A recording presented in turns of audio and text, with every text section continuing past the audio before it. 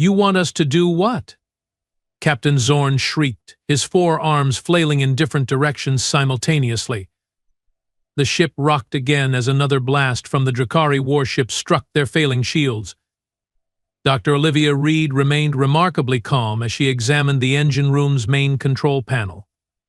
I want you to shut down your primary power core, vent your secondary systems, and make it look like we are dead in space. Chief Engineer Kraz, a stocky reptilian with scales that shifted between copper and bronze depending on the lighting, made a sound like a deflating balloon. That would leave us with only emergency power. Life support would be on minimal settings. The temperature would drop to near freezing within hours. Humans can survive in near freezing temperatures, Drawl pointed out helpfully, still taking notes even as the ship shuddered around them. Their bodies generate internal heat, and they have developed ingenious external insulation systems called clothing. Not helping, Drawl, Olivia muttered as she tapped at the engine diagnostics display. Look, the Drakari want me, right? And they are shooting at you because they think you won't hand me over. Lieutenant Plex narrowed her compound eyes. We won't hand you over. Even pirates deserve better than facing an angry human. I'm flattered by your concern for their welfare, Olivia replied dryly. But here's the plan. Make them think they have critically damaged your ship. Power down everything except minimal life support and emergency systems. When they board to look for survivors and grab me, we will be ready for them. We will be ready? With what? Captain Zorn demanded. Our security team consists of Plex and 2 research assistants who took a self-defense class 3 years ago. Olivia smiled. It wasn't a nice smile. With me. There was a moment of silence broken only by the alarm klaxons and the occasional impact against the shields.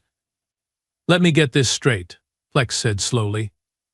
Your plan is to lure heavily armed space pirates onto our defenseless ship, and then what? Ask them nicely to leave? Not exactly, Olivia replied, pulling up a schematic of the ship on the nearest display. Show me where you keep your maintenance supplies, engineering tools, and any chemicals you might have on board. Chief Engineer Kraz blinked nervously. What are you planning to do with those? Improvise, Olivia said simply. It's what humans do best. Captain Zorn looked like he was about to have a 4-armed panic attack. This is insanity. We should surrender the ship and escape in the pods. The Drakari would catch the escape pods before they reached the nearest inhabited system, Plex pointed out. And then they'd have us and the human. Not to mention, Drawl added excitedly, this is an unprecedented opportunity to observe human tactical thinking under pressure. The Galactic Science Council would give their collective left appendages for this kind of data.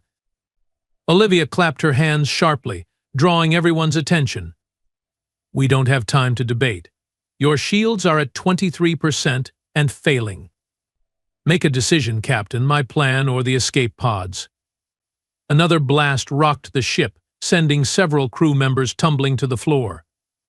The lights flickered ominously. Shields at 9%, the ship's AI announced with inappropriate cheerfulness. Catastrophic failure imminent. Captain Zorn stared at Olivia for one long moment, then slumped in defeat. Fine. We will try the human's plan. Engineer Kraz, begin power-down procedures. Lieutenant Plex, get the human whatever supplies she requests.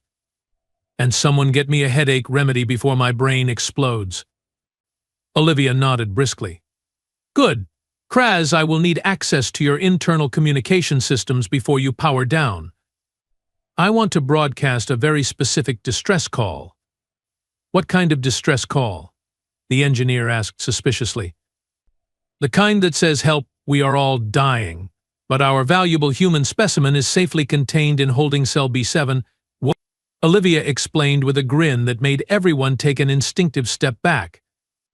Drakari Captain Vex surveyed the crippled research vessel through the viewscreen with satisfaction, his razor-sharp teeth gleaming in the dim light of the bridge. The sleek Predator's body was wrapped in a combat exosuit that enhanced his already formidable physical abilities. Status report, he growled to his first officer. The research vessel has gone dark, Captain, First Officer Cragg replied, his scaled fingers dancing over the tactical display. Only minimal energy signatures remain. Their final transmission indicated catastrophic system failure with significant casualties. And the human? Vex demanded. According to their distress call, safely secured in holding cell B7, unharmed and ready for retrieval. Cragg couldn't quite hide the excitement in his voice. The cell's containment systems are operating on emergency power. If we act quickly, we can extract the specimen before any recovery teams arrive. Vex's lips pulled back in what passed for a smile among his species. Perfect. Prepare the boarding party. I want that human secured and in our containment facilities within 20 minutes. Kill any survivors. Captain, the ship's security chief interjected cautiously. Perhaps we should exercise additional caution. The reports about humans are concerning. Vex turned his cold gaze toward the security chief.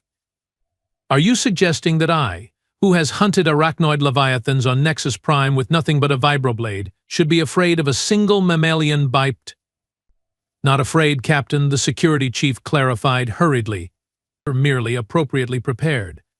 The data suggests humans are unusually resourceful. The data also suggests that this particular human is contained in a locked cell, on a dead ship, with no weapons or allies. Vex countered dismissively. Prepare the boarding party. I will lead it myself. They are coming. Plex reported from her position near the powered-down sensor array. She'd rigged a small portable scanner to operate on its own power cell. Boarding shuttle approaching docking bay 3. Olivia nodded, making final adjustments to her makeshift contraption. The last hour had been a flurry of activity as she'd raided supply closets, chemical storage, and engineering tools to assemble what she called a proper welcome package. Everyone clear on the plan? She asked, looking around at the small group of aliens who were now shivering slightly as the temperature continued to drop. Captain Zorn wrapped his arms around himself, all 4 of them. I still think this is madness. Absolute madness, Olivia said cheerfully. But is everyone clear on what to do? Reluctant nods all around. Good. Now get to your positions and remember, no heroics. Just follow the plan exactly as we discussed. As the aliens dispersed to their assigned locations throughout the ship, Drawl lingered behind.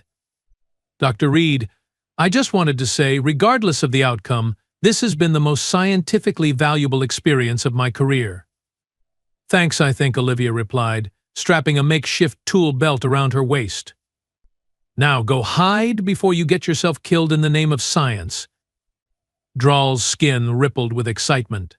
Even your concern for my safety is fascinating. Humans develop protective instincts for other species so quickly. Drawl, go, now. Going.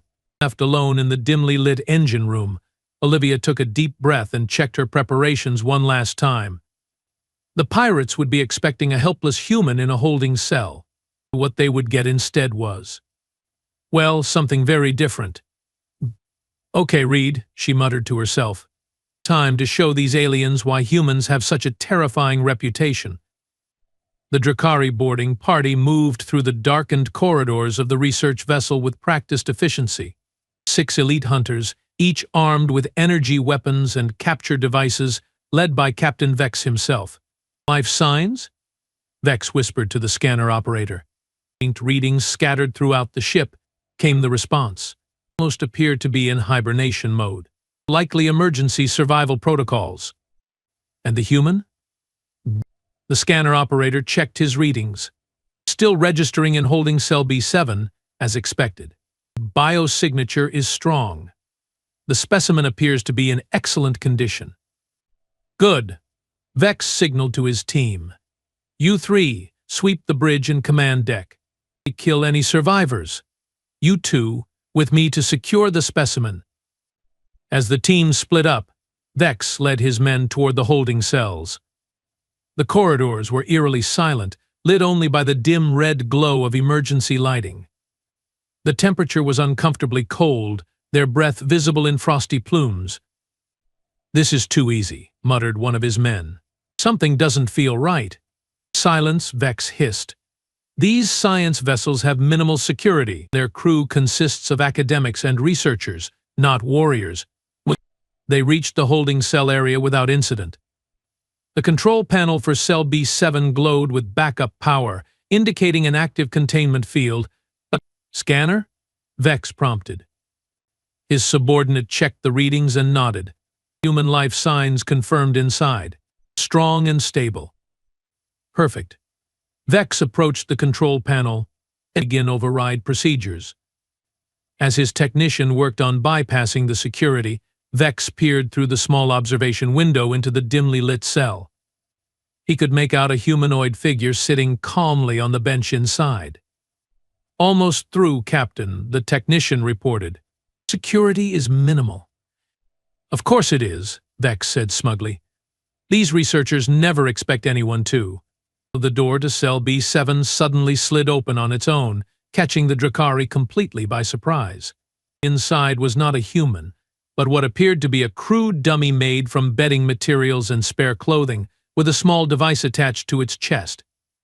What was all Vex managed to say before the device emitted a high-pitched whine and exploded in a blinding flash of light and deafening sound. Stun grenades. Homemade, but effective.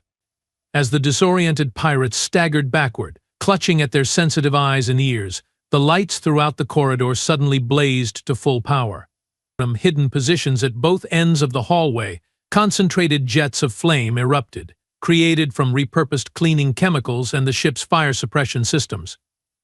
The Drakari screamed as they found themselves trapped in a corridor of fire, too disoriented to use their weapons effectively. And then, dropping from a maintenance shaft in the ceiling, came the human. Olivia landed between two of the stunned pirates, a length of metal pipe in one hand and what appeared to be a makeshift taser in the other. She moved with a speed and precision that seemed impossible for such an unassuming creature, striking vulnerable points with devastating accuracy. "Welcome aboard the Curious Disaster," she said pleasantly as she drove her improvised weapon into the first pirate's midsection. "I hope you enjoy your stay." On the bridge, the three Drakari hunters found themselves in a similar predicament. As they entered the seemingly abandoned command center, the doors had suddenly sealed behind them. Then the artificial gravity had reversed, sending them crashing into the ceiling before cutting out entirely, leaving them floating helplessly in 0G. And in floated Lieutenant Plex, wearing magnetic boots and carrying what appeared to be a modified fire extinguisher that sprayed a sticky, rapidly hardening foam.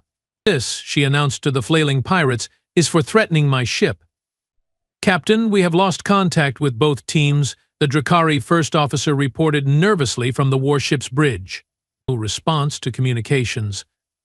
The bridge crew exchanged uneasy glances. "Send the second boarding party," ordered the first officer. "Full combat protocol." "Sir." The tactical officer interrupted. "Sensors are detecting power surges throughout the research vessel. It appears their systems are coming back online." "That's impossible. Our weapons disabled their main power grid."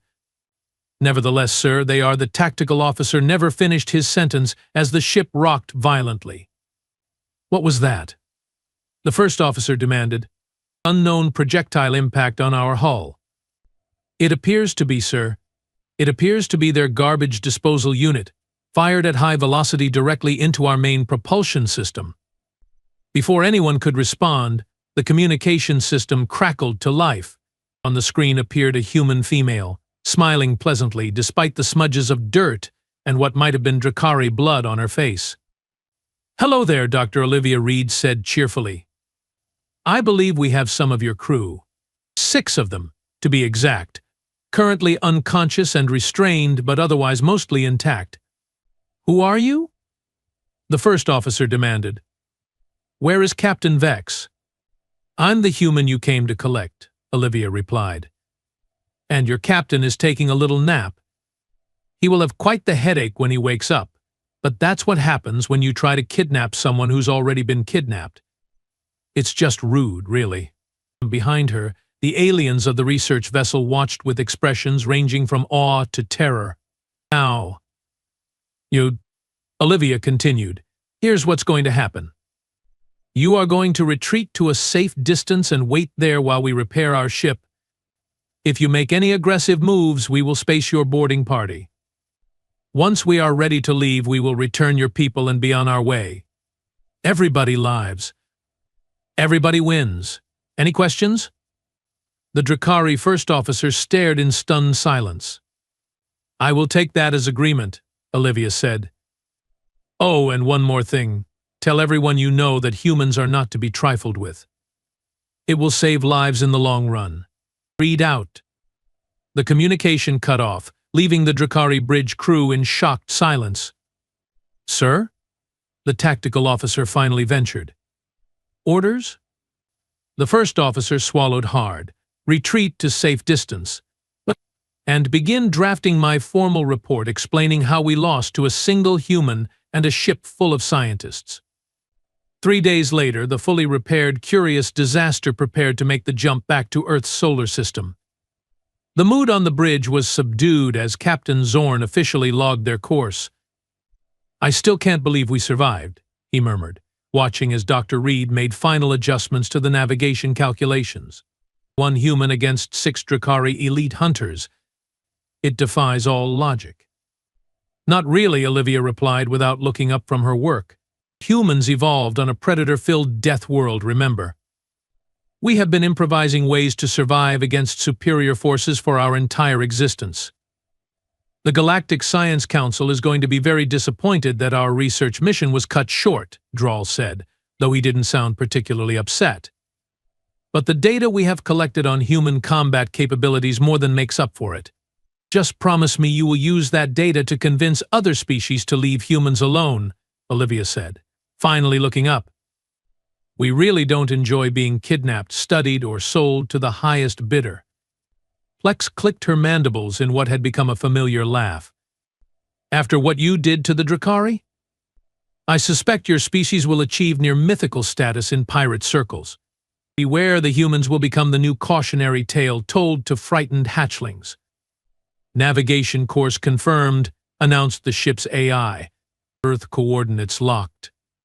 Captain Zorn turned to Olivia.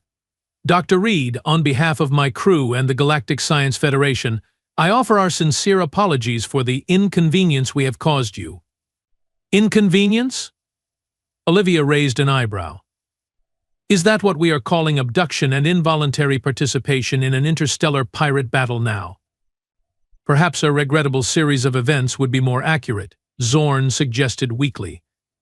Olivia shook her head, but she was smiling. Just take me home, Captain, and maybe next time try asking for volunteers. You'd be surprised how many humans would jump at the chance to see the galaxy. A diplomatic first contact would certainly be preferable to our current approach, Drawl agreed enthusiastically. I will draft a proposal for the Council immediately. As the ship prepared for the jump to hyperspace, Olivia gazed at the starfield on the view screen. You know, despite everything, this has been quite educational for me too. I have seen technologies I have only dreamed about, met species I never imagined existed. Perhaps, Captain Zorn ventured cautiously, this incident might be the beginning of more formal relations between our civilizations. Maybe, Olivia conceded.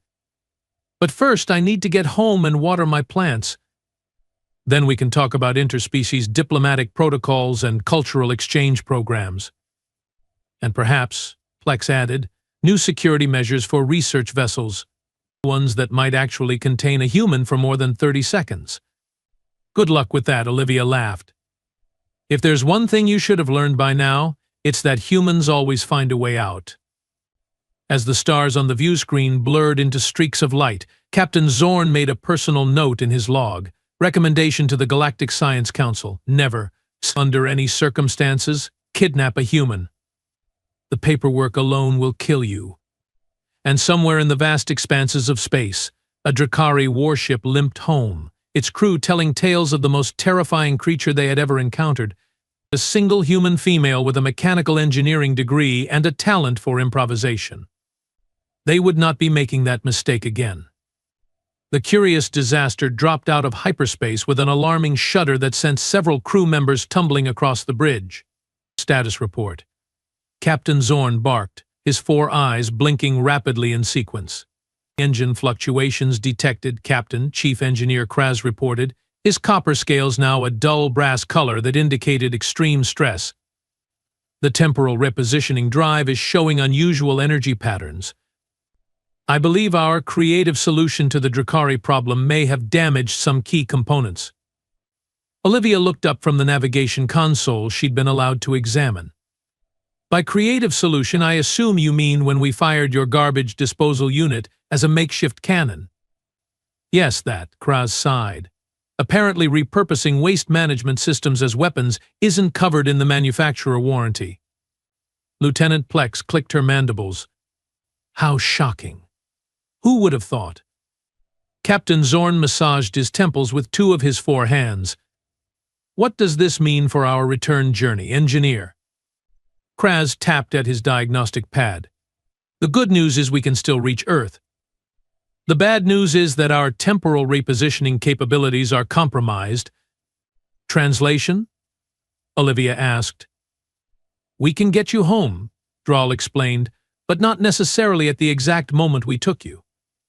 There might be a temporal discrepancy. Olivia's expression darkened. How much of a discrepancy are we talking about? The aliens exchanged nervous glances before Kraz finally admitted, approximately 3 months, Earth time.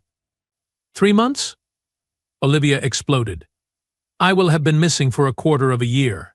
My apartment will be rented to someone else. My job will be gone. My cat will think I abandoned her. You have a domesticated predator? Drahl asked, immediately distracted. It's fascinating. Do you maintain it for protection or? Not the time, Drahl, Captain Zorn interrupted.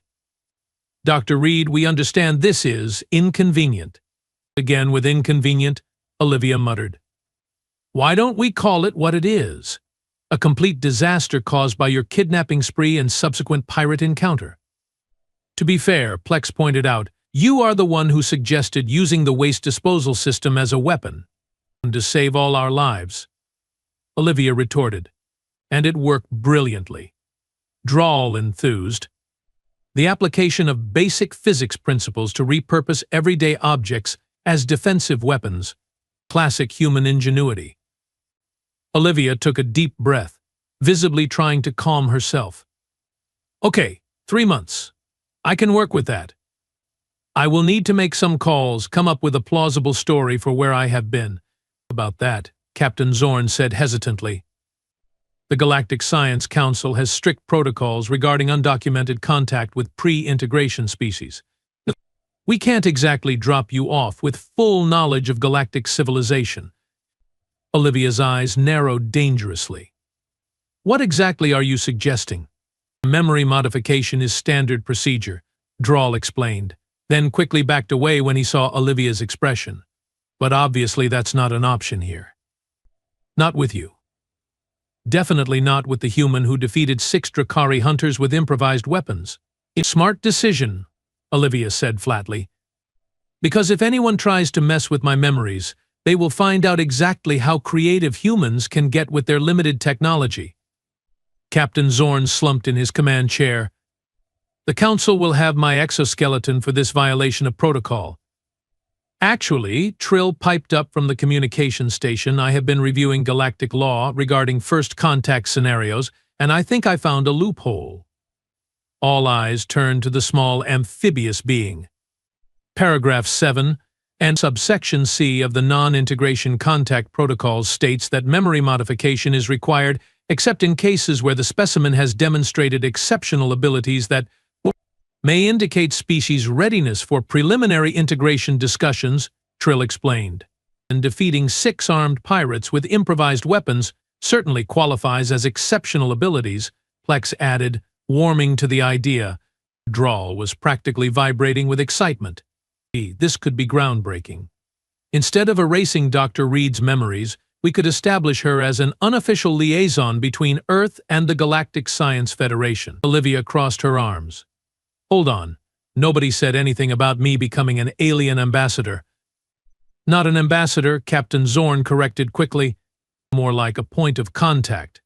someone who could help prepare your species for eventual integration into galactic society. And what would that entail, exactly? Olivia asked suspiciously. Occasional meetings, information exchange, preparing your fellow humans for the concept of extraterrestrial life in subtle ways, Drawl explained. Nothing too dramatic or time-consuming. And in exchange? Olivia pressed. Advanced technological knowledge, as promised, Captain Zorn offered, plus a substantial stipend from the Galactic Science Council's First Contact Fund. And Plex added with what passed for a smile among her species, a personal guarantee that no further our research expeditions will kidnap humans without permission. Olivia considered this for a long moment. Let me get this straight. Instead of erasing my memories, you want to hire me as Earth's first extraterrestrial consultant? Precisely. Drawl confirmed. And I'd get advanced technology, a salary, and the ability to prevent other humans from being abducted. Along with regular visits from our research team for check-ins, Zorn added hastily. Under carefully controlled circumstances, Olivia specified. No surprise abductions, no invasive testing, and meetings take place at locations of my choosing. Agreed, Captain Zorn said quickly, clearly relieved that the human wasn't demanding more. Then I think we have a deal, Olivia decided. But I still need a cover story for my 3-month disappearance. Drawl tapped at his datapad excitedly. We have studied human media extensively. Popular explanations for unexplained absences include spontaneous spiritual retreats, memory loss following traumatic experiences, secret government work, or being trapped in a remote location following an accident. I'm thinking memory loss might be easiest, Olivia mused. He found wandering with no identification, temporary amnesia that's now resolved. It's cliché enough that people might actually believe it. Excellent choice. Drawl approved. Human fiction often employs the amnesia trope. Very believable. As they approached Earth's solar system, final preparations were made for Olivia's return. The ship would use its cloaking technology to approach undetected, then deploy a small shuttle to deliver her to an isolated location where she could wander back into civilization, with her convenient case of amnesia. Just one more thing, Olivia said as they entered Earth orbit. I want a communication device, something I can use to contact you if needed. Captain Zorn looked uncertain. Providing advanced technology to a pre-integration species is strictly forbidden by. You kidnapped me, got me involved in a space pirate battle, and are returning me 3 months after you took me, Olivia interrupted flatly. I think we are well past worrying about protocol violations. She has a point, Captain Plex admitted. Fine. Zorn conceded. Chief Engineer Kraz, please provide Dr. Reed with a basic subspace communicator, something that won't attract attention from her fellow humans. Kraz nodded and disappeared into the engine room, returning moments later with what looked like an ordinary wristwatch. This contains a quantum-entangled particle pair linked to our ship's communication array. It will function anywhere on your planet, regardless of physical barriers or distance. And it tells time? Olivia asked, examining the device. Yes, though you will need to adjust it to your local time zone, Kraz explained. The small button on the side activates the communication function. Please try not to use it for trivial matters. Define trivial, Olivia replied with a mischievous smile that made the aliens collectively nervous. The shuttle descent was surprisingly smooth. Lieutenant Plex had been assigned to escort Olivia back to Earth, mainly because she was the only crew member who didn't immediately volunteer for the task. The rest were still slightly terrified of humans, despite Olivia's relatively peaceful behavior since the pirate incident. We are approaching the designated drop point, Plex announced, guiding the small craft through Earth's atmosphere. A remote hiking trail in what your species calls National Park land. Minimal surveillance, sparse population, but close enough to civilization that you can reach help within a few hours of walking. Thoughtful of you, Olivia remarked, looking out at the familiar landscape of her home planet. I have to admit, I never thought I'd be so happy to see trees and dirt again. Your planet is unusually varied, Plex observed. Most habitable worlds have more consistent ecosystems. Earth likes to keep things interesting, Olivia agreed, like its inhabitants. The shuttle touched down in a small clearing, its cloaking field still active to prevent detection by Earth's primitive satellites. This is where we part ways, Dr. Reed, Plex said, sounding almost regretful. It has been educational experience. That's one way to put it, Olivia laughed. Try not to kidnap any more humans, okay? The next one might not be as understanding as me. Understood.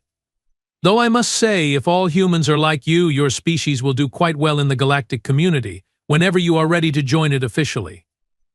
Olivia gathered her few belongings, her jogging clothes, now cleaned and repaired, and the disguised communicator. Tell Captain Zorn I expect a proper research proposal next time, and remind Drawl that I expect copies of any scientific papers he publishes about human behavior. I will, Plex promised, her mandibles clicking in what Olivia had come to recognize as amusement. Good luck explaining your absence to your fellow humans. I will manage, Olivia said confidently. Humans are pretty adaptable, as you have noticed. As she stepped out of the shuttle onto Earth soil, Olivia turned back one last time. Oh, and Plex. Thanks for not spacing me when I threatened to mess with your gravity generators. Thanks for not actually doing it, Plex replied. Safe travels, Earth human. The shuttle door closed, and within moments the small craft had disappeared into the sky, leaving no trace of its presence except for slightly flattened grass. Olivia Reed took a deep breath of Earth air and began walking toward the nearest trail marker, already constructing her amnesia story in her mind. 3 months missing, mysterious circumstances, no memories of where she'd been. It would be a media sensation for a week or two, and then people would move on to the next mystery. Meanwhile, she had advanced alien technology, a direct line to an interstellar research vessel, and the beginning of what promised to be a very unusual consultant position. Not bad for a morning jog gone wrong, she murmured to herself as she hiked through the forest. 6 weeks later, Dr. Olivia Reed sat in her new apartment, sipping coffee and reviewing the scientific data Drawl had sent regarding potential compatibility issues between Earth technology and galactic standard systems. Her mysterious reappearance had indeed made headlines briefly, but public interest had faded once it became clear she genuinely, or so they thought, couldn't remember where she'd been. Her former employer had been surprisingly understanding, offering her position back with accommodations for her traumatic experience. Her cat, thankfully, had been cared for by a neighbor and, true to feline nature, acted as if Olivia had never left, apart from an extra helping of attitude for the first few days. The communicator on her wrist beeped softly. She tapped it once. Dr. Reed, Captain Zorn's voice came through with perfect clarity. I hope this isn't an inconvenient time. Just reviewing Drawl's latest data packet, she replied. What's up, Captain? The Galactic Science Council has reviewed our report on the incident and has made a rather unexpected decision. Let me guess, Olivia said dryly. They want to kidnap more humans to see if I'm a statistical anomaly? Quite the opposite, Zorn assured her hurriedly. They have designated Earth as a protected development zone and established a no-contact perimeter around your entire solar system. Olivia nearly spilled her coffee. They what? Apparently, the combination of your ingenuity during captivity, your defeat of the Drakari boarding party, and your subsequent negotiation skills has convinced the Council that humans might be, how did they phrase it? Is too volatile for standard integration protocols at their current developmental stage. They are afraid of us, Olivia realized, laughing. One human with a mechanical engineering degree scared an entire galactic government. Not afraid, Zorn corrected diplomatically. Cautious. They have approved our continued contact with you as an exception to the quarantine, but any large-scale interaction with humans has been postponed for at least 50 of your Earth years.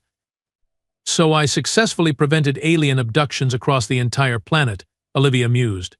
Not bad for a week's work. There's more, Zorn continued. The Drakari pirates have apparently been spreading stories about their encounter with you. The tales have grown somewhat, exaggerated in the telling. How exaggerated? According to the latest version reaching our intelligence services, a single human female defeated 20 elite Drakari hunters in hand-to-hand combat, but then reprogrammed their ship's AI to self-destruct if they ever approached Earth again. Olivia choked on her coffee. That's ridiculous. There were only 6 of them, and I mostly just surprised them with homemade stun grenades and improvised weapons. Nevertheless, the story has spread throughout the less reputable corners of the galaxy. Several notorious specimen collectors have actually cancelled planned expeditions to your solar system. It seems humans have acquired a rather fearsome reputation. All because you grabbed the wrong jogger, Olivia said, shaking her head in amazement. Perhaps it was the right jogger, from a certain perspective, Zorn suggested. The Council has approved funding for our unofficial liaison program with you. Rawl is ecstatic about continuing his research through a cooperative subject rather than a captive one.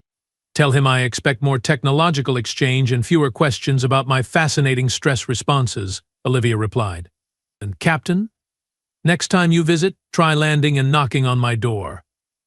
It's considered more polite on Earth than tranquilizer darts and abduction. Noted, Dr. Reed, Zorn said, and she could hear the smile in his voice despite his alien physiology. Curious disaster out. As the communication ended, Olivia leaned back in her chair and gazed out her window at the night sky. Somewhere up there, an entire galactic civilization was now giving Earth a wide berth, all because one human had refused to be a passive research specimen. She raised her coffee mug in a toast to the stars. Here's to humanity's reputation, she said with a grin. May it always be slightly exaggerated.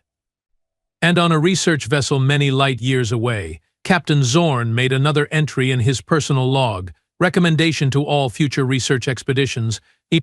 If you must interact with humans, bring gifts, ask politely, and for the love of all that's sacred in the galaxy, don't surprise them. They really